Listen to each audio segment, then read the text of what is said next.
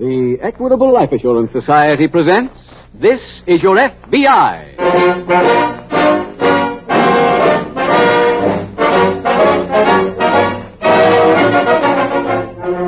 This is Your F.B.I., the official broadcast from the files of the Federal Bureau of Investigation. Presented as a public service by the Equitable Life Assurance Society of the United States and the Equitable Society's representative in your community.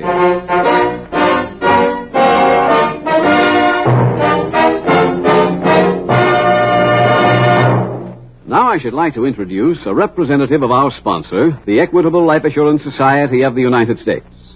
Tonight, our Equitable representative has a very timely message for fathers and mothers. I'm a father myself, 3 boys and 1 girl. I suppose that most of you parents are pretty much like my wife and me around Christmas time. You realize that your children are the most wonderful thing that ever happened to you. And that's why you mothers and fathers will be especially interested when Mr. Keating tells you about the Equitable Society's fact-finding chart for fathers and mothers. Yes, the more you love those kids, the more carefully you will listen in about 14 minutes to this important message from the Equitable Life Assurance Society of the United States.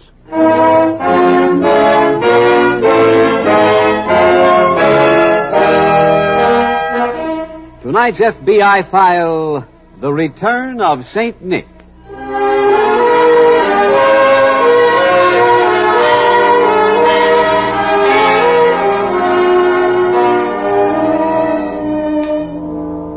The United States is a young country in the family of nations, but already it has its share of national holidays, holidays that belong to these 48 states.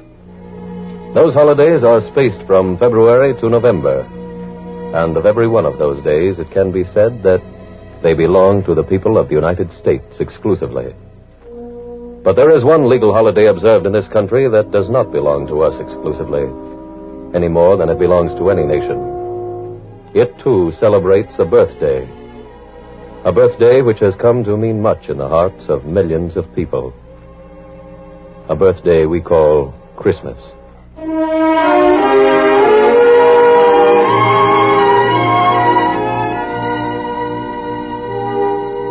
Tonight's program, based on the holiday theme, has, by your many requests, become almost a tradition in our series. It opens in an FBI field office located in a large eastern city. It is 2 days before Christmas, and Special Agent Jim Taylor has just entered the office of Agent in Charge Sheridan. Morning, Jim. Good morning, sir. I've got my report here on the Henderson case. Oh, fine. Just leave it on the desk. All right. You're officially on leave, aren't you, Jim? Yes, sir, as of this morning, but I wanted to hand this in before I left. You going out of town for the holidays? Yes, sir. I'm flying home this afternoon. Oh, fine. How long since you've been home on Christmas? 3 years. Well, have a nice trip, Jim. Thank you, sir. And a very Merry Christmas. And the same to you, sir.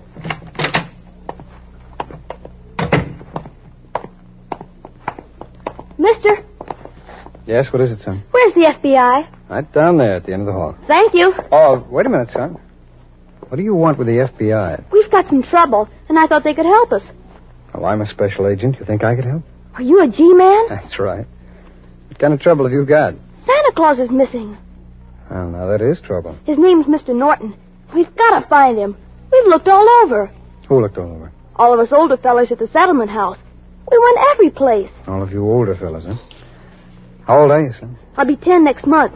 I see. Can you help us, mister? Well, I don't know, but I'll tell you what we'll do first. Let's go downstairs and get an ice cream soda, and you tell me the whole story.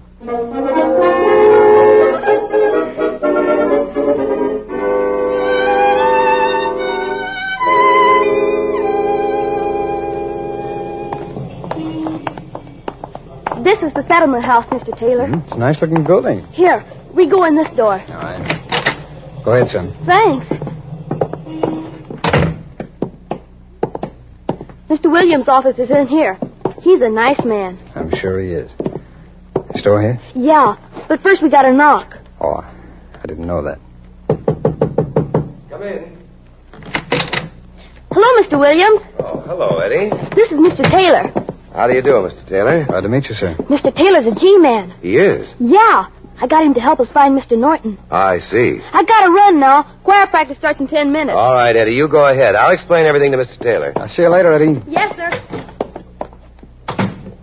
I'm sorry you were bothered by Eddie, Mr. Taylor. Oh, it's no bother at all, Mr. Williams. Eddie made me feel genuinely concerned. I'm sure he did. We're all very concerned about Mr. Norton. If there's anything at all I can do, unofficially, of course, I'd be very happy to. That's very nice of you. What happened to Mr. Norton? Who is he? Well, Pop Norton has worked here at the settlement house longer than anyone can remember. I've been here 15 years, and he was here when I came. Oh, I see. How old would you say he is? Well, I guess around 60 or 65. And his job? Well, nothing in particular. He did odd jobs around the house in return for his room and board and a few dollars a month. The biggest job he had was being Santa Claus every year at the Christmas party. Every child in the house was crazy about him, and he loved every one of them in return. Eddie said he was missing. Is that true? Yes. I have no idea where he could have gone. Well, what made him leave? That's the odd part of it. No one seems to know. Yesterday, he sent one of the boys in with a note to me saying he was leaving immediately. I see. I went to his room, and he was gone. I'm afraid it's not going to be much of a Christmas for the children without Pop. Mr. Williams, do you mind if I take a look around his room? Not at all. Maybe I can find something there that will lead us to where Santa Claus is hiding.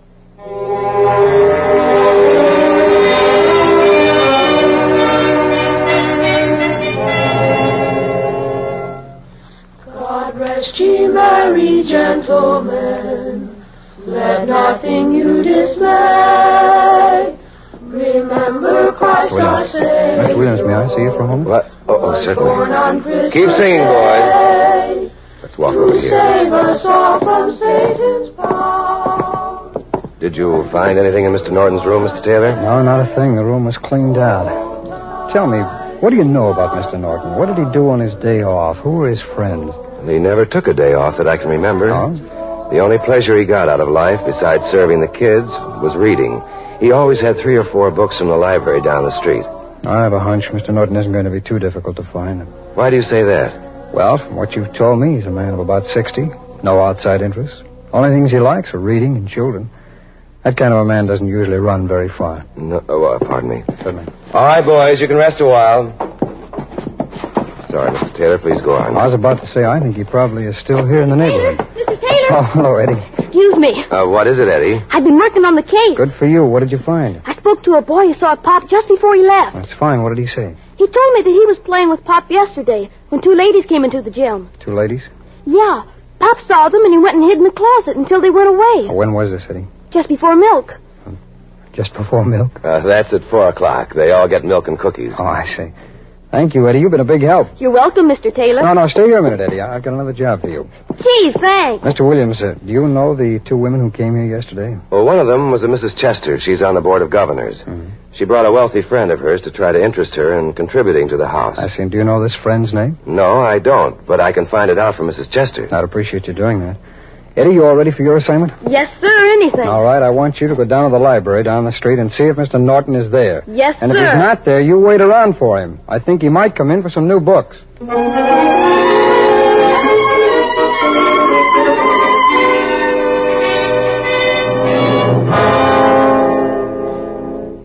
Sheridan. Yes? Can I see you a minute? Oh, certainly, Jim. Come on in. I thought you'd be on your way home by now. So did I. Oh, what happened? Well, when I left your office this morning, a young boy stopped me in the hall and asked for some help. Uh-huh. What kind of help? He belongs to the Murray Street Settlement House. It seems their Santa Claus has disappeared. He wanted us to find him. I went back with him and talked to the head of the house. Well, what's the story? Well, this Mr. Norton has worked at the settlement house for about 30 years, and then yesterday he suddenly quit. Why? Well, nobody seems to know, except that he saw 2 women come in, hid in a closet till they left, and he packed up his belongings and disappeared. I see. I know this isn't our case, sir, but I'd like to ask a favor. What is it? Well, we have no picture of this man, sir, and I'd like to have an artist go over to the settlement house, talk to the kids, and make up a composite picture of Mr. Norton. What do you want that for? Well, I have a hunch Mr. Norton is still in the neighborhood. I'd like to circulate the picture and see if we can't get him back to the settlement house in time to be Santa Claus again this year. Well, what about your trip home, Jim? Oh, it can wait a day. I don't mind. All right. Go ahead. We'll find an artist, and more than that, you can use any facilities we've got. Well, thanks very much, sir. Sheridan speaking. Is Mr. Taylor there? Yes, just a moment. It's for you, Jim. Oh, thank you, sir. Hello. Hello, Mr. Taylor? Oh, hello, Mr. Williams. I've got that information for you. Fine. The woman with Mrs. Chester yesterday was a Mrs. Norman Montgomery. She lives at 310 North Jackson Avenue. Mrs. Norman Montgomery, 310 North Jackson. Thank you very much, Mr. Williams. She must have been the one Pop was afraid of. Oh, why do you say that? Well, Mrs. Chester's been on friendly terms with Pop for 15 years. Oh, I see. Oh, I'm sending an artist over, Mr. Williams. I'd appreciate you letting him talk to all of the children so that he can make up a composite picture of Mr. Norton for us. We'll do anything we can to help, Mr. Taylor. Fine. He should be there in about, half an hour. Oh, wait a minute. Eddie wants to talk to you. Right. Here he is. Hello, Mr. Taylor? Hello, Eddie. What did you find out? Nothing. I went to the library like you said, but Pop never came. Well, you go back there, Eddie, and keep watching. Don't give up so easily. All right, Mr. Taylor. I'll go back right now. Attaboy. And, Eddie, you can tell all of your friends up there that if it's at all possible for the FBI to find Santa Claus, we'll have him there tomorrow night for that party.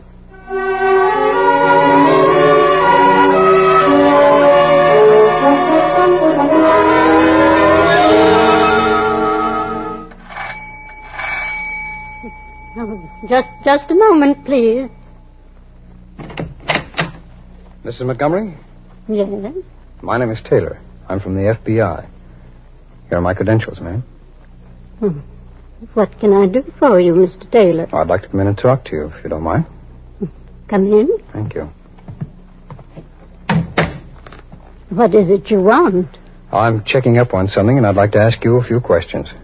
What sort of questions? Well, the first one would be, were you at the Murray Street settlement house yesterday? Why, yes, I was with a Mrs. Chester. What has that to do with you? Oh, it has nothing to do with me, Mrs. Montgomery, but it might have something to do with a man who disappeared. What are you talking about? Well, this man who disappeared seemed to be afraid of being seen by you, according to what I can gather. What? Well, that's merely a theory, Mrs. Montgomery.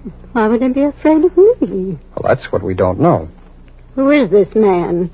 No, I have a composite picture made by one of the artists in our office. Here you are. Oh. But do you recognize him? Yes, I do. I haven't seen or talked with him in 30 years, but I know him. Who is he?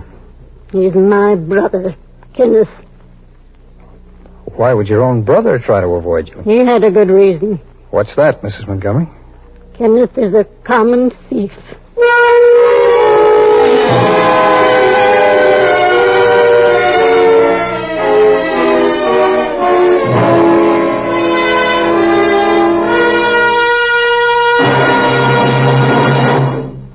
We will return in just a moment to tonight's unofficial case from the files of your FBI. Now a quick interview with a man who looks as if he had just won several $1,000s on a quiz show. A man who got rid of a 10-year worry in just 10 minutes. Well, that's exactly what happened. In walks my Equitable Society representative with that fact-finding chart for fathers and mothers. And 10 minutes later, goodbye, old man worry. Well, that's swell, Jim. Now suppose you tell us just what the Equitable Society's fact-finding chart for fathers and mothers did for you. Well, Mr. Keating, before I got this Equitable chart, the biggest worry in my life was wondering what would happen to my family if I should die unexpectedly. But here's the funny thing. I never had the nerve to figure it out until I got this chart. That's it, Jim. This Equitable Society chart is an eye-opener and a worry chaser. Not one man in 50 really knows how much money his family would need to carry on without him. What they would require to maintain a decent standard of living until the children finish high school. The Equitable Fact-Finding Chart for fathers and mothers gives you a reliable basis on which to figure up the minimum expense. What's more, it's simplicity itself. Every step is made absolutely clear by easy-to-understand pictures. And my wife and I really got interested. And when we were finished, we knew what our target was. My only regret is that I didn't get a chart years ago. It would have saved me a lot of unnecessary worry. Jim, how much did this fact-finding chart for fathers and mothers cost you? Why, not 1 cent. It was free. Yes, this chart is just one of many services available from the Equitable Life Assurance Society. It does not obligate you in any way. Drop a hint to any representative of the Equitable Society, and he'll be glad to see that you get a copy. Or send a postcard, care of this ABC station, to the Equitable Life Assurance Society of the United States.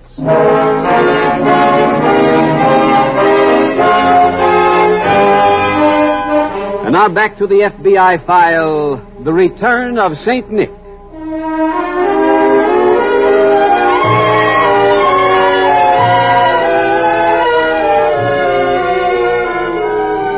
Hate is a vicious emotion which feeds upon itself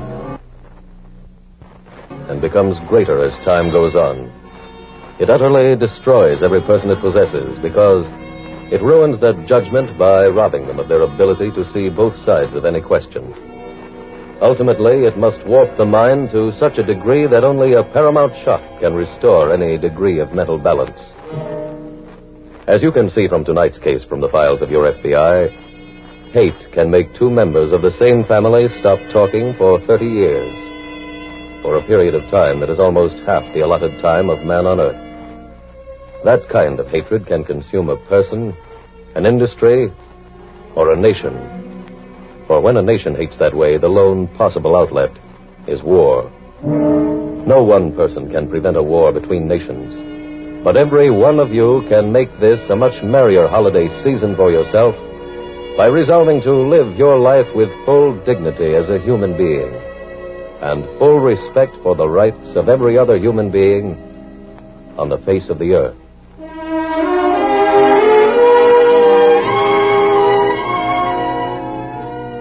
Tonight's file continues in the apartment of Mrs. Montgomery. Mr. Taylor, I assume that your business with me is concluded. Yes, I'm afraid it is, Mrs. Montgomery, and I'm sorry, because you're the one person I hope could help us find your brother. What do you want to find him for? To arrest him? No. Until his disappearance, he worked at the Murray Street Settlement House. Children there love him. It's very important to them that he be found so he can play Santa Claus at their Christmas party. I haven't seen him for 30 years. I've no idea where he might be, and frankly, I don't care.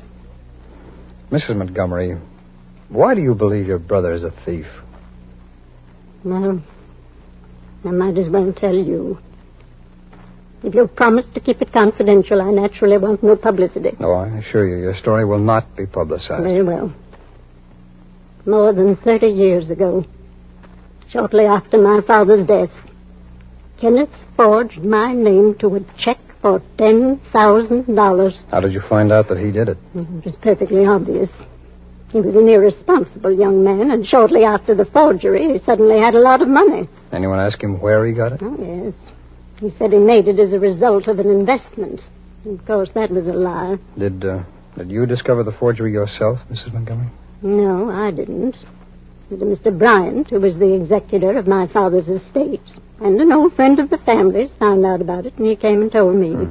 You never prosecuted the matter? No, Mr. Bryant convinced me that I shouldn't risk ruining our family name. Mrs. Montgomery, did it ever occur to you that your brother might have been telling you the truth? He couldn't have. Well, if you don't mind my saying so, I think that anyone who has his record with children deserves more of a break than that. Tell me, do you by any chance still have that forged check? Yes, I have it. And would you have any samples of your brother's handwriting of that period? Yes, I kept all of the papers in the case in a special file. Do you have that file handy? Yes. I wonder if I might borrow it. For what purpose? I'd like to see if a hunch I have about your brother's innocence is correct.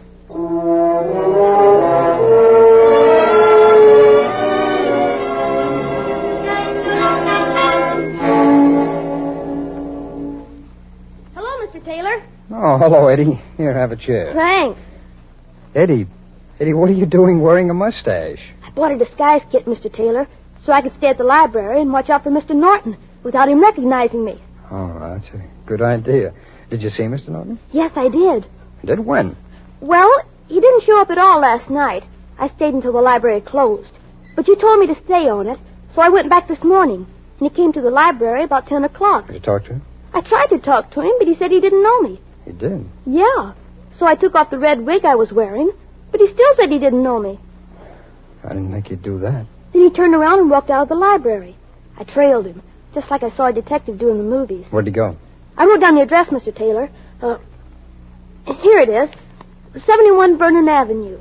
71 Vernon. That's not far from the settlement house, is it? No, it's only about 2 blocks. Oh, good work, partner. Here's that report from handwriting, Jim. Oh, thanks very much, Carl. What's that, Mr. Taylor? I had some papers analyzed by our handwriting experts, Eddie. Are you going to see Pop now? In a little while, Eddie. First, I've got another call to make. Now, you go back over to the settlement house. I'll see you there later on.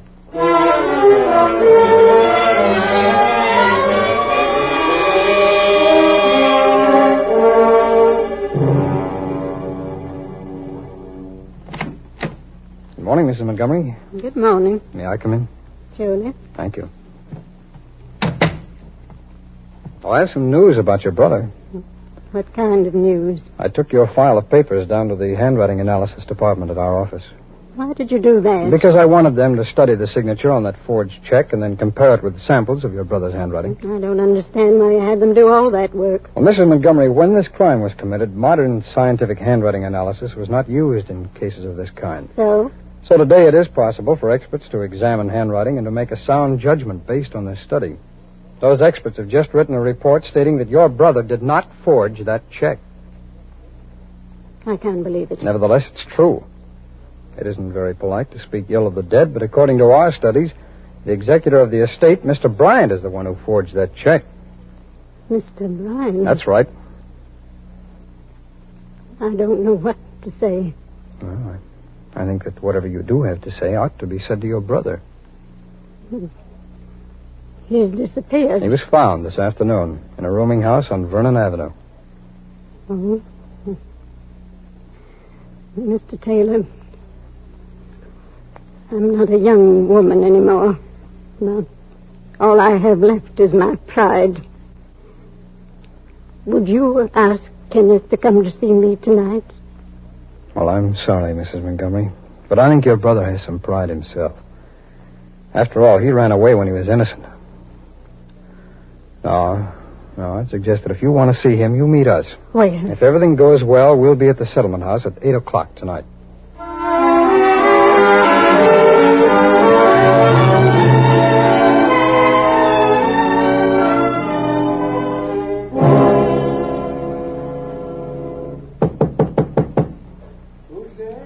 Mr. Norton? That's right. I'd like to talk to you, sir. Come in. Thank you. Mr. Norton, I'm from the F.B.I. Here are my credentials. What do you want here? I came up to ask you to come back to the settlement house. I'm sorry, but I don't think that's any of your business. Well, you're quite right, sir, it isn't. But may I ask you a question? What is it? Why did you leave? I got tired of listening to all those kids yelling and screaming in my ear. I find that difficult to believe, sir. That anyone who spent 30 years with children, as you have, would suddenly get to dislike them that much. Well, maybe that's not the reason. Maybe I've got reasons of my own that I don't want to talk about. Could it possibly be because of your sister? Who told you that? I'm sorry if I seem to have pried into your affairs, Mr. Norton. But I've been to see your sister. What for? I went there because I was trying to find you. She told me about that check for $10,000. She did? Yes. And with the aid of the F.B.I. laboratory, we showed your sister that you didn't forge her name. What? Mr. Bryant was the guilty one. What did you say? I said Mr. Bryant was the one who forged that check. How do you know that? Handwriting analysis proved it.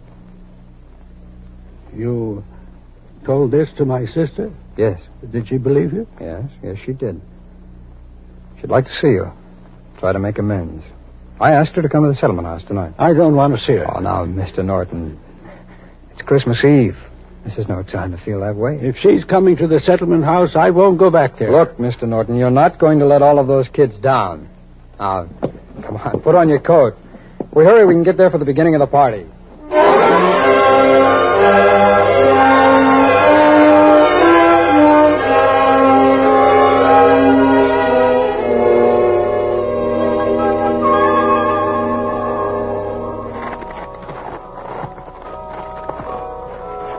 Started to snow just in time. The kids will be happy. It makes it seem more like Christmas when it snows. Sure does. Yeah, here we are. Go ahead, Mr. Norton. Thank you. A little late. I suppose the party has already started. Yeah. I better hurry upstairs and get into my Santa Claus suit. Oh, it's in Mr. Williams' office. He told me to bring you right in. Oh, fine. You go ahead in, sir. I'll wait for you out here. Thank you. Hello? Kenneth? Grace? Mr. Taylor was kind enough to invite me to the party. I know. You haven't changed much, Kenneth. Kenneth. Grace. I'm so ashamed. there now. All these years I've falsely accused you. Let's forget it, Grace. It's all in the past. Can you ever forgive me? I already have. Look, this is no time for crying, Grace.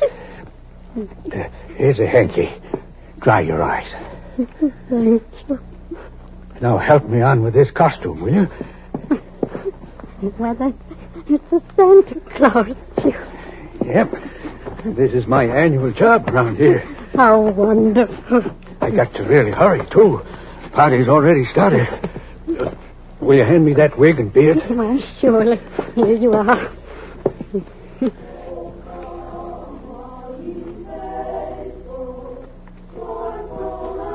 The boys are starting to sing. Yes. I better be getting out there. Well, will you join me at the party, Grace? Of course.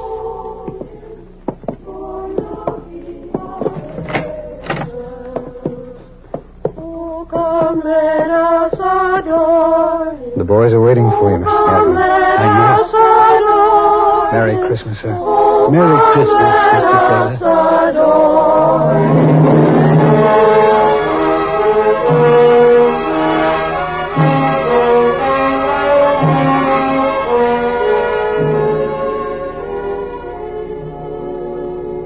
Soon we will all begin a new year. A year that can bring us happiness, prosperity, and a rich, full life. But those goals cannot be attained without work, without hard work and long concentration. There are few bits of advice that are applicable to everyone, but there can be no doubt that for each of us, life will be richer and fuller if we follow one set rule.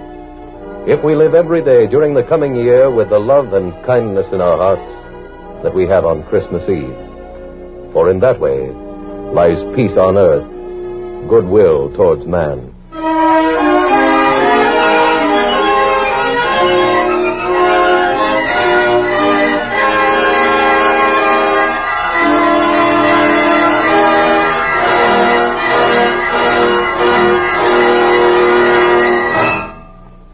And now a word from our Equitable Society representative. On behalf of more than 8,000 Equitable Society representatives from coast to coast, I wish all members of this radio audience a very Merry Christmas and a Happy New Year. After the holiday, your local Equitable man will be glad to bring you a copy of the fact-finding chart for fathers and mothers, or serve you in any other way. Make a note to phone one of us early next week. Or send a postcard care of this radio station to the Equitable Life Assurance Society of the United States. The incidents used in tonight's Equitable Life Assurance Society's broadcast are adapted from the files of the Federal Bureau of Investigation. However, all names used are fictitious, and any similarity thereof to the names of persons living or dead is accidental. Tonight, the music was composed and conducted by Frederick Steiner. The author was Jerry D. Lewis. Your narrator was William Woodson, and Special Agent Taylor was played by Stacy Harris. Others in the cast were Sonny Barnett, Herb Butterfield, Peggy Weber, Roland Winters, and Carlton Young. This is Your F.B.I. is a Jerry Devine production. This is Larry Keating wishing you a Merry, Merry Christmas from the Equitable Life Assurance Society of the United States and the Equitable Society's representative in your community, and inviting you to tune in again next week at the same time to This is Your F.B.I. This is ABC, the American Broadcasting Company.